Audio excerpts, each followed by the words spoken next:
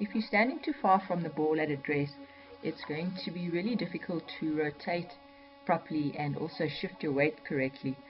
So this gentleman on the right hand side is standing too far from the ball, so he struggles to rotate properly. He lifts at the end of his backswing, and also the big gap between the legs there means that the weight is on the left hand side instead of behind the ball at the top of the backswing.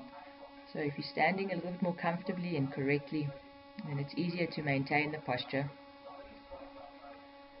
and then also easier to follow through to the target, because this lifting at the top of the backswing and the weight on the incorrect side of the body at the top of the backswing causes the shaft to come down too steeply. So he's actually swinging a little bit left, which causes a biggish fade or even a slice.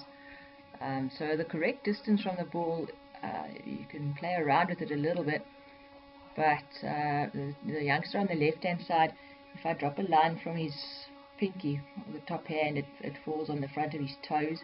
You could use that as a gauge, or you could try and feel like your hands are a little bit more under your chin with your irons. You can see incorrectly here, the tap on the right hand side, there's a big gap. If I drop a line from his pinky of his left hand, there's a big gap between the front of his toes and the top of his left hand. So the correct ball position is really important as far as standing the correct distance away from the ball.